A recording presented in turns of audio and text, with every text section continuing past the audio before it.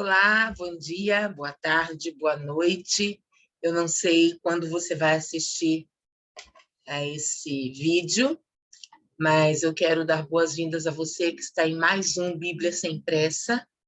O objetivo desse vídeo não é explorar o meu conhecimento, mas eu quero compartilhar com você um pouquinho do que eu aprendi da Palavra de Deus, né? Eu sou professora da Rede Estadual de São Paulo, mas sou também aluna, gosto muito de estudar a Palavra de Deus. E num dia que eu estava terminando um curso sobre a Bíblia, Deus me impartiu, né, a dividir com alguém aquilo que eu tinha aprendido. E eu quero hoje dividir com você um pouquinho daquilo que Deus tem revelado a mim. Vamos orar? Pai, em nome de Jesus, eu quero colocar cada pessoa que está aqui, cada pessoa, Deus bondoso, que vai entrar para assistir depois. Eu quero, em nome de Jesus, ó Deus, consagrar esse tempo ao Senhor, dizer que o Senhor, ó Pai querido, é o único merecedor de honra, de glória, de graça, de louvor, de exaltação, de soberania, tudo pertence a Ti. E aqui, Senhor Deus, eu me consagro a Ti para que o Senhor venha com toda a revelação necessária para que as pessoas que aqui entrarem possam ser transformadas não pela minha palavra, mas pela Tua palavra, em nome de Jesus. Amém? Amém. Eu gosto de compartilhar a tela, eu faço alguns PPTs, como uma boa professora que sou, e é bem didática essa aula, né? Caso você tenha alguma dúvida, depois você pode deixar aqui embaixo escrita a sua dúvida, a sua pergunta. Se eu não souber responder, eu vou atrás de quem sabe. Como disse, sou boa aluna, gosto muito de aprender. Então, nós vamos compartilhar a tela. E eu quero que você acompanhe comigo, né? Onde nós paramos da última vez. Então, nós estamos aqui na apresentação desses slides. Vamos colocar aqui do começo. Agora sim, nós podemos dizer onde paramos, né? Nós entramos no livro de Números. O livro de Números foi escrito por Moisés, faz parte do Pentateuco, e nós entramos nele na semana passada. Nós começamos a lê-lo do capítulo 1 ao capítulo 5.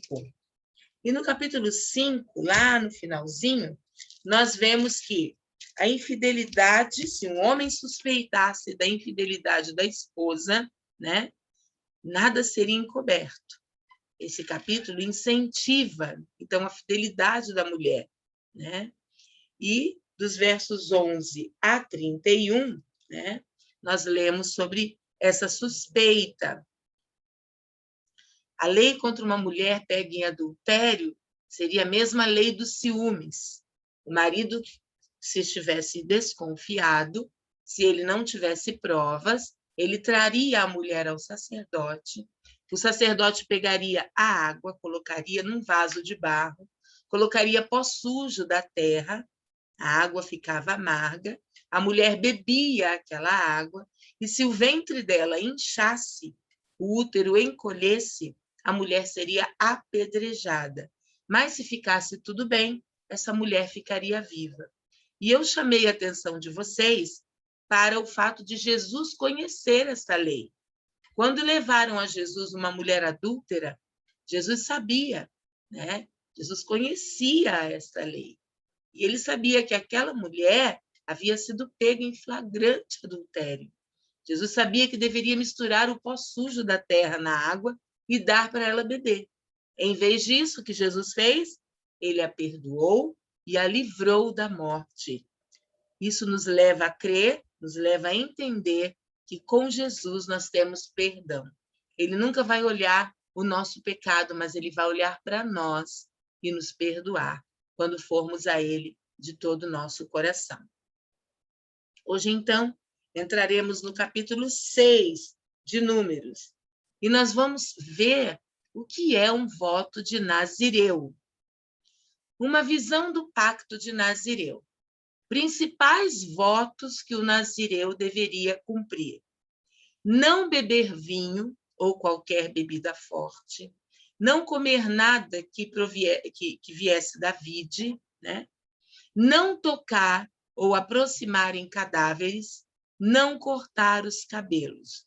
O verdadeiro nazireu, ele guardaria a sua boca, ele guardaria seu corpo e ele guardaria sua mente. Nós vemos aí alguns textos que nós não vamos ler, mas se você quiser printar a tela, pode printar para você ler depois. O resumo do voto do nazireado é uma extrema santidade e consagração ao Senhor. Alguém que se separava sem reservas ao serviço divino. Nós lemos isso no verso 1 e 2.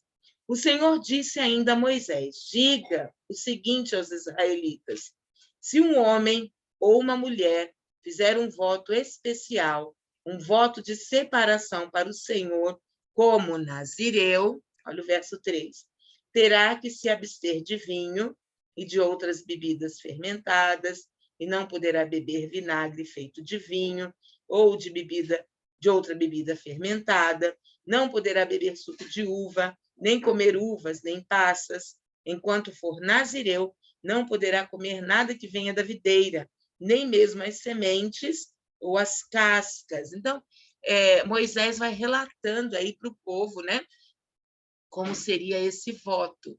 Nós vemos também em Números capítulo 30, verso 4, em Juízes 13, 5 e em Juízes 16, 17. Seria homem ou mulher e envolvia as coisas ao lado, essas coisas que vocês leram aqui numa visão do Pacto de Nazireu. Então, quando nós lemos esse capítulo, é sobre isso que Moisés está falando ao povo. O vinho, por que o vinho não podia? Porque o vinho tendia a inflamar as paixões. Ele intoxicava o cérebro e criava um gosto pela indulgência luxuosa, né? Então, esse seria o motivo da proibição do vinho, né? O contato com um cadáver ou o desqualificava para o serviço divino. O sumo sacerdote não assistia aos rituais fúnebres de seus parentes mais próximos, mas preferia seu dever, né, para com Deus. Então, o sumo sacerdote, normalmente, ele cumpria esse voto de nazireado. E se alguém morresse de repente junto ao nazireu, depois de raspar a cabeça, ele deveria fazer as ofertas prescritas, necessárias para a remoção da contaminação cerimonial. Nós lemos isso no verso 9, também em Levítico 15, 13 e em Números 19, 11. E aí ele recomeçaria o seu voto. Então, Deus trabalha com leis. Hoje nós não vemos mais isso. Muito raro ver alguém com voto de nazireu, mas naquela época era muito comum. Cortar o cabelo, sendo um sinal reconhecido de impureza, era a próxima coisa que o nazireu não deveria fazer. Nós lemos em Levítico 14, 8 e 9, e ainda fala mais, que a luxúria desse corte de cabelo não poluída era um símbolo da pureza que o nazareu processava, né? Não cortar os cabelos. Além disso, sua extraordinária extensão, ou seja, cabelo longo, o manteve em constante lembrança de seu voto. Então, toda vez que o nazireu olhava para o espelho, para algo que refletisse sua imagem, ele lembrava do seu voto. Também estimulou outros a imitar seu exemplo. Então, quando as pessoas viam o nazireu sem cortar o cabelo, isso incentivava outros a também não cortarem seu cabelo. Tem uma foto aí de alguém muito famoso, chamado Sansão e Dalila, né? Todo mundo pensa que ele perdeu sua força pelo corte de cabelo, mas Sansão, depois nós vamos ler mais à frente, ele vinha cumprindo várias proibições, ele vinha pecando em várias proibições para o nazireado. Por isso que o corte de cabelo foi só uma gota, né, no copo que já estava bem cheio. Votos com tempo determinado. Então, votos com tempo determinado envolviam o corte de cabelo, guardar esse cabelo cortado, levar esse cabelo à porta do santuário. E nós lemos isso no verso 13, depois nós lemos em Atos 18, 18 e em Levítico 7, 32. Nós vemos agora, em Números 6, de 24 a 26, a bênção araônica, ou a bênção sacerdotal. Esta bênção nos acompanha até os nossos dias, provisão, inclusive dos levitas. Então, ela diz assim: o Senhor te abençoe e te guarde. O Senhor faça resplandecer o seu rosto sobre ti, ou seja, o rosto dele sobre ti, e tenha misericórdia de ti. O Senhor sobre ti levante o seu rosto, ou seja, o rosto dele, de Deus, e te dê a paz. Essa é a bênção sacerdotal ou araônica. No capítulo 7, nós vemos que o tabernáculo foi concluído e Moisés e Arão foram responsáveis por sua dedicação, ou seja, de devolver aquele tabernáculo para Deus, como diz o verso 1. Quando Moisés acabou de armar o tabernáculo, ele o ungiu e o consagrou, juntamente com todos os seus utensílios, também ungiu e consagrou o altar com todos os seus utensílios, de volta para Deus, de volta para o dono. Então, tudo que nós consagramos a Deus, nós estamos devolvendo a Ele, porque Ele é o dono de todas as coisas. Moisés e Arão eram líderes devotados ao Senhor e que honravam a Deus. Nós vemos isso lá no verso 10 e 11, que diz assim: quando o altar foi ungido, os líderes trouxeram as suas ofertas para a dedicação do altar e as apresentaram diante dele, pois o Senhor tinha dito a Moisés: cada dia, ou seja, todos os dias, um líder deverá trazer a sua oferta para a dedicação do altar. O que nós aprendemos com isso? Todas as vezes que eu vou à casa de Deus, eu preciso levar uma oferta para Deus. Às vezes nem é uma oferta em dinheiro, às vezes é uma toalha que eu consegui bordar, às vezes é um serviço que eu consigo prestar ali na casa de Deus. Eu preciso ofertar na casa de Deus. Eu não posso me apresentar ao Senhor de mãos vazias. E é isso que esses versos estão defendendo. E esse povo, o povo israelita, ele sempre foi movido pelo desejo de ofertar, né? Por isso que é um povo tão próspero, tão abençoado, porque eles sempre ofertaram na casa de Deus. Você quer ser próspero, abençoado? Oferte. Oferte em trabalho, oferte em louvor, oferte até mesmo financeiramente, se você pode, se você entende esse princípio, oferte na casa de Deus, que você vai ser muito abençoado, muito abençoada. Após o momento do ofertório, olha o que acontece lá no verso 89. Quero ler para vocês. Capítulo 7, verso 89. Quando entrava na tenda do encontro para falar com o Senhor, Moisés ouvia a voz que lhe falava do meio dos dois querubins, de cima da tampa da arca da aliança. Era assim que o Senhor falava com ele. Após o momento de ofertório, Deus se manifestava entre os querubins. Será que isso te traz a lembrança? Alguma coisa que acontece na casa de Deus quando nossa vida é consagrada em oferta santa, preciosa ao Senhor, Deus nos fala. Mas nós precisamos nos ofertar a nós mesmos, nos consagrar como oferta suave ao Senhor. Capítulo 8, os levitas, a preparação das lâmpadas do candelabro. Disse também o Senhor a Moisés: diga o seguinte a Arão: quando você preparar as 7 lâmpadas, estas deverão iluminar a área da frente do candelabro. Arão fez assim, dispôs as lâmpadas de modo que estivessem voltadas para a frente do candelabro, como o Senhor tinha ordenado a Moisés. O candelabro foi feito de ouro batido, do pedestal às flores, conforme o modelo que o Senhor tinha mostrado a Moisés. Então, essa preparação das lâmpadas é uma música que nós cantamos na igreja que fala: minhas lamparinas estão acesas.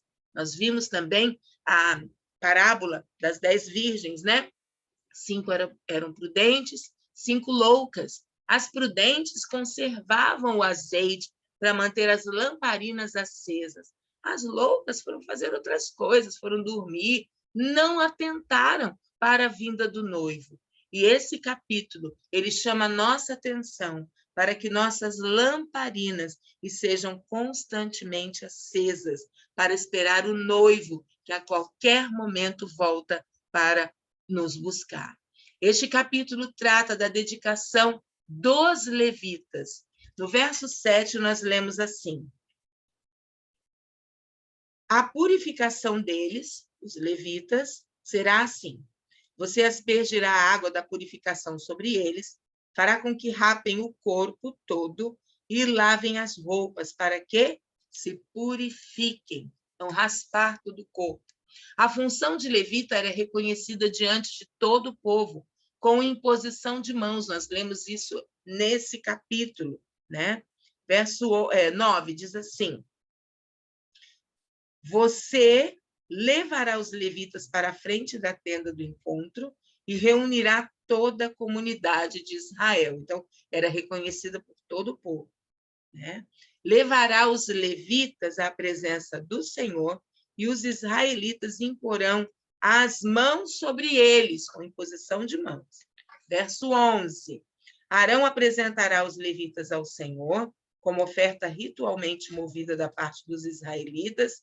Eles serão dedicados ao trabalho do Senhor. Depois que os levitas impuserem as mãos sobre a cabeça dos novilhos, você oferecerá um novilho como oferta pelo pecado e o outro como holocausto ao Senhor, para fazer propiciação pelos levitas. Nós já vimos o que era propiciação, é tornar-se justo diante de Deus. Então, a função com prazo de início e prazo de término, nós vemos na função de levita. Única função aqui que tem prazo de começo e fim. Olha o verso 23, diz assim: o Senhor disse ainda a Moisés: isto diz respeito aos levitas, os homens de 25 anos para cima, aptos para servir, tomarão parte no trabalho que se faz na tenda do encontro, mas, aos 50 anos, deverão afastar-se do serviço regular e nele não mais trabalharão, certo? Então, de 25 a 50 anos era o prazo de trabalho dos levitas. Números, capítulo 9. Nós vamos nos lembrar agora de tudo que Deus fez lá em Êxodo 12. E isso aqui é uma repetição das festas. Começa com a Páscoa. Então, a celebração da Páscoa está aqui nesse capítulo. Quando um problema surge, o que fazer, Moisés? O que fazer, Senhor? Está lá do verso 1 ao 8 do capítulo 9, né? Os levitas deveriam celebrar a Páscoa, né? Mas alguns deles não podiam celebrar a Páscoa porque estavam impuros por haver tocado em cadáveres. Nós acabamos de ver que Deus trabalha com leis. Deus, então, responde, né, a esses homens, né, a essas pessoas, e também fala dos estrangeiros, que eles também deveriam guardar a Páscoa. Isso está do verso 9 ao verso 14. Outra coisa muito interessante nesse capítulo, esse capítulo é um capítulo profético, é um capítulo escatológico. Por quê? Ainda não havia acontecido a morte de Jesus, e a morte de Jesus foi profetizada no verso 12. Olha só, vou ler o 11 também. Deixa eu ver. Deverão celebrá-la, a Páscoa, no 14º dia do segundo mês, ao pôr do sol. Comerão o cordeiro, com pães sem fermento e com ervas amargas. Nós já vimos por quê. Para lembrarem do tempo amargo que eles viviam no Egito, em escravidão, né? E o pão sem fermento é por causa da pressa que eles saíram do Egito. Não teve tempo do pão levedar, do pão fermentar, mas eles fizeram o pão, já assaram rapidinho e tiveram que sair correndo do Egito. Tudo isso tem um simbolismo. Então, até hoje, eles comem pão sem fermento, né? Verso 12 diz assim: não deixarão sobrar nada até o amanhecer. E, muito interessante essa parte, e não quebrarão nenhum osso do cordeiro. Esse cordeiro aí simbolizava o Cordeiro Santo que desceria do céu, Jesus, né? O guarda até tentou quebrar os ossos de Jesus para ele morrer mais rápido. E, a partir do momento que ele tentou quebrar o osso, alguém disse, não, ele já está morto, não precisa quebrar o osso dele. No verso 12, nós vimos profeticamente que nenhum osso do cordeiro foi quebrado. Osso do Cordeiro Santo de Deus, Jesus Cristo. Esse versículo é profético. Realmente aconteceu. E agora, nós vemos, a partir do verso 15, o primeiro GPS da história. Não há guia melhor do que a presença de Deus. Então, a nuvem sobre o tabernáculo, a nuvem, né, que indicava o quê? A nuvem e o fogo indicava proteção, indicavam direção e indicava também a presença de Deus. Enquanto a nuvem da presença do Senhor estivesse sobre o tabernáculo, eles estavam ali. A partir do momento que a nuvem se levantava, ou o fogo, né, eles tinham que se mexer, né, e mudar de lugar. Era assim que acontecia. Então, o primeiro GPS da história foi a nuvem sobre o tabernáculo e o fogo. Deus deveria ser o centro de suas vidas e o objeto de sua adoração. Nós vemos isso em Êxodo 4, do verso 34 ao 38. Se você quiser, você dá uma conferida lá. E também para lembrar, né, na proteção, na direção e na presença, que Deus cuidaria de toda a jornada. A jornada não seria uma preocupação para os israelitas, mas sim do Senhor Deus Todo-Poderoso. E agora chegamos ao último capítulo desse estudo, capítulo 10, onde nós vemos que do versículo 1 ao versículo 10, a mudança do acampamento. Do versículo 11 ao 28, saindo do Sinai. E do versículo 29 ao 36, é onde termina o capítulo 10, o pedido de Moisés a Obabe, seu cunhado, né? Então, nós vamos estudar um pouquinho mais a fundo esse capítulo.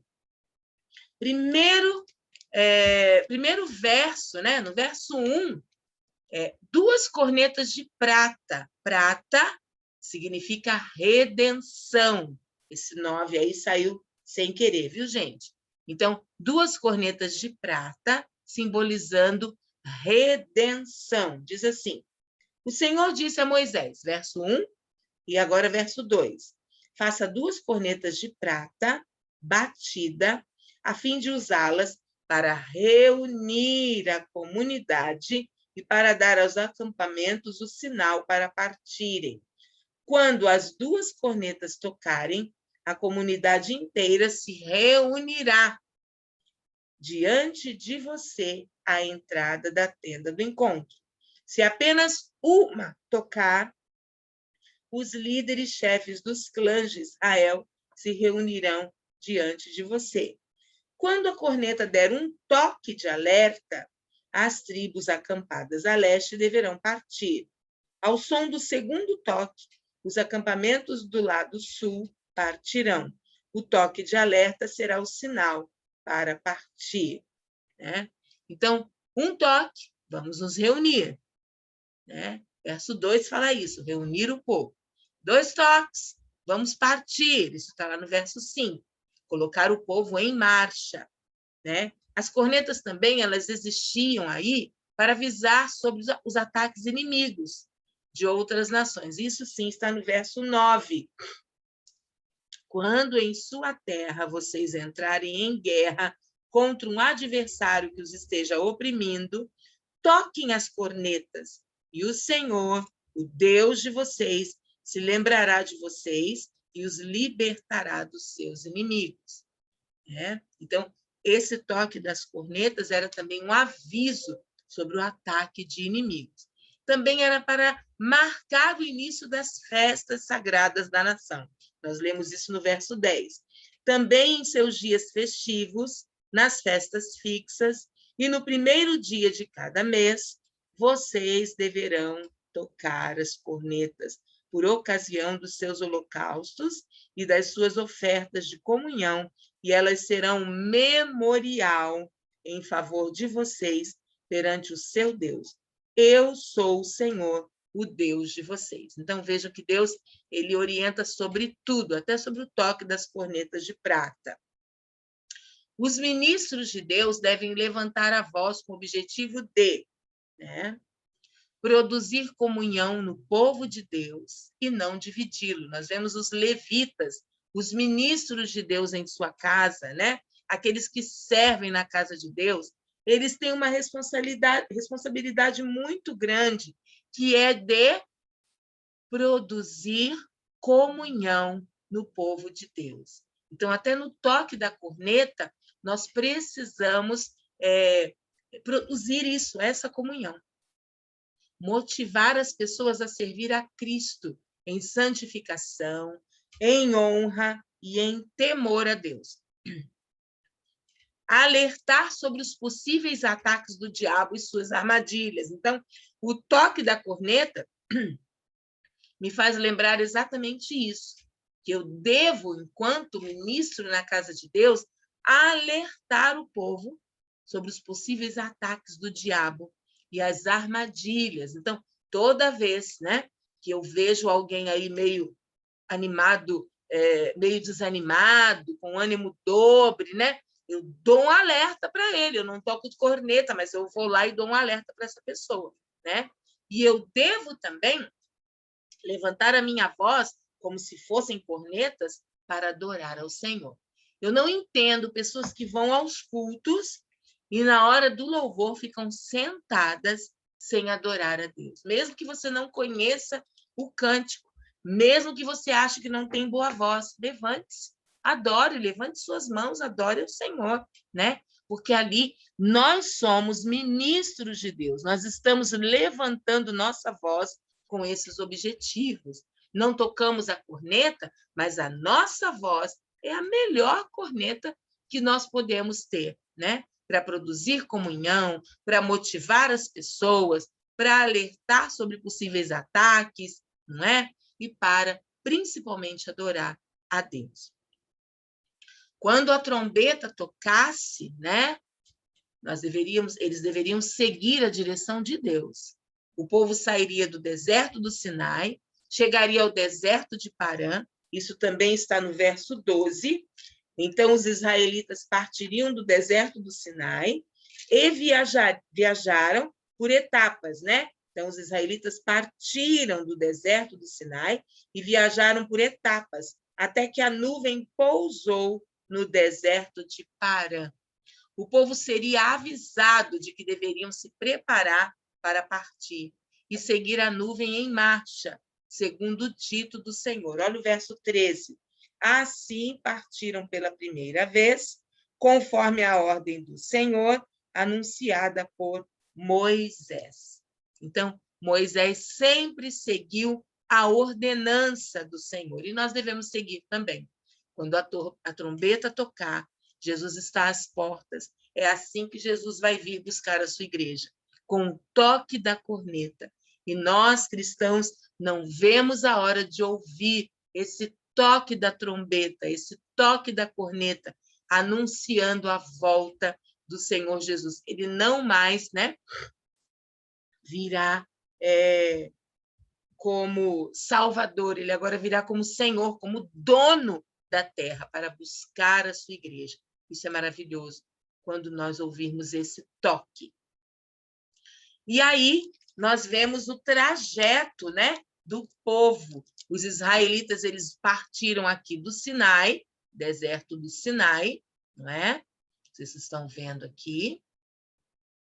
Ó, saíram do Egito, vieram, desceram, subiram, né? E aqui, ó, eles chegam no deserto de Parã, né? Segundo ano da saída do Egito, dia 20 do segundo mês. Então, eles estão agora no segundo ano. A nuvem se levantou em cima da tenda e eles partiram do deserto. Tá? Egito e Sinai. Vejam que a trajeto foi grande, né? Aqui nós vemos verdinho, ó. No verdinho, como seria o trajeto se eles não murmurassem? Mas por conta da murmuração, o trajeto ficou vermelhinho, ó.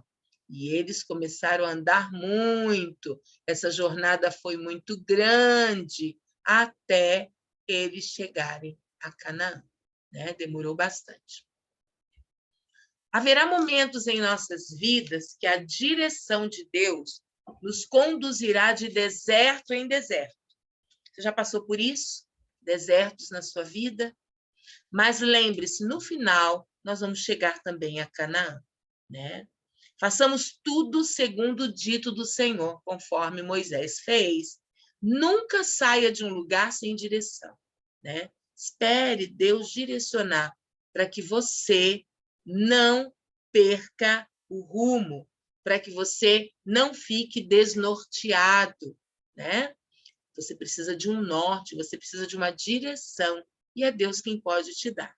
Então, siga o movimento da direção de Deus. No fim, essa direção vai te conduzir a um lugar largo, a um lugar prazeroso. Pode até parecer que não vai dar certo. Pode até parecer que Deus não está sabendo o que está fazendo, mas Ele está. Então, espere o dito do Senhor, espere a ordem do Senhor, porque no final nós chegaremos à terra tão esperada, não é? Que é Canaã. Agora nós vamos conhecer alguém muito importante nessa jornada.